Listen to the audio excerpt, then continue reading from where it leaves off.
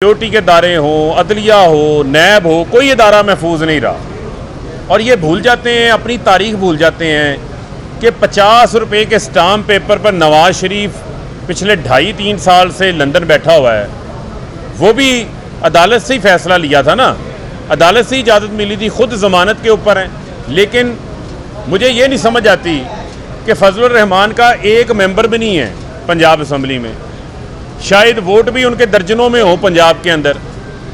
इसी तरीके से MQM का एक मेंबर नहीं है, इसी तरह बाप पार्टी का कोई रुकन नहीं है, भुतानी साहब का कोई स्टेक नहीं है पंजाब के अंदर, पीपल्स पार्टी के भी चंद वोट हैं, वो भी चंद मेंबरान हैं। और वोटों की हालत तो ये है कि वो वोट उनके दूरबीन लगा के ढूंढने पड़ते हैं, बल्कि हमारा जो क्रिकेटर बाबर आजम है उसके स्कोर ज़्यादा होते हैं, इनके इंतखाबात में पीपल्स पार्टी के वोट कम होते हैं।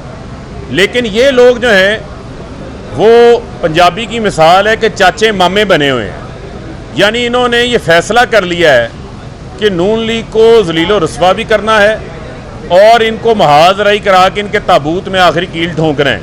और बिलावल कल खड़े होकर खुशी के लड्डू फूट रहे थे उनके दिल में कि जिसने इनको सड़कों पे लाड़काना की घसीटना था, उनको घसीट के इस हालत पे पहुंचा दिया है कि ना वो आगे के रहे हैं ना पीछे के रहे हैं।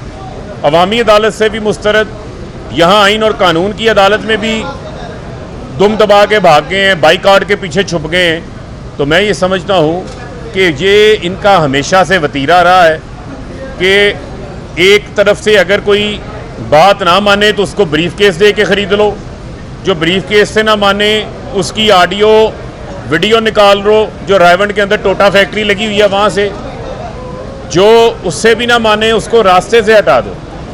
FIA का केस देख लें, मकसूद चपड़ासी देख लें, डॉक्टर रिजवान का मामला देख लें, ये तमाम इनकी तारीख है। लिहाजा ये अपने आप को कोई सियासी बयानिया बनाने के काबिल भी नहीं है, ये कोई सियासी शहीद भी नहीं है। साफ साफ मामला है कि 186 वाले पे 179 वाले को कैसे हावी किया जा सकता है, कैसे उसको जो है वो फौकियत दी जा सकती है। लिहाजा ना आइन में कोई गुंजाइश है ना कानून में कोई गुंजाइश है, और इनको ये बात भूल जाती हैं। आज से 9 रोज़ पहले जब फैसला आया कासिम सूरी की रूलिंग के हवाले से, तफसीली फैसला आया, उसके ऊपर मरियम ने बड़ी खुशियाँ बजाई, ढोल बजाए, बड़ी तारीफ़ें की। तो यही बेंच उस वक्त चीफ जस्टिस की सरबराही में, इसमें से चीफ जस्टिस साहब और 2 मेंबर और इस बेंच के उस 5 रुकनी बेंच का हिस्सा थे, जिसकी बुनियाद पर आपकी वफाक में हुकूमत कायम है।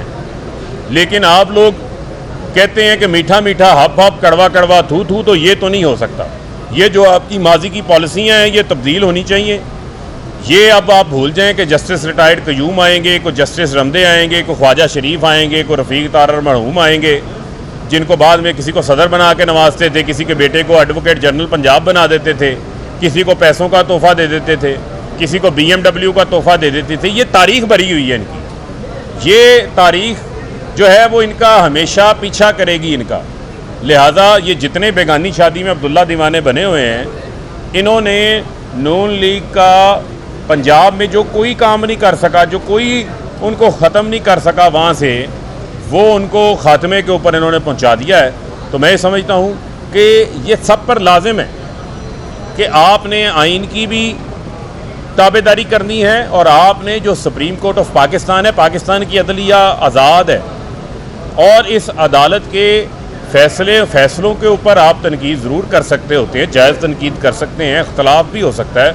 लेकिन ये क्या बात हुई कि आप सारा केस भी सुना गए हैं, रामलीला आपने सारी सुना दी, उसके बाद आप कह रहे हैं कि जनाब हम आप बाइकाट करके भाग रहे हैं। तो ये भागने वाली बात है, ये चोरों की तरह भाग रहे हैं। अगर आपका कोई केस होता तो आप इस तरीके से भागते ना, बल्कि अदालत में उसको फेस करते। जी बहुत शुक्रिया।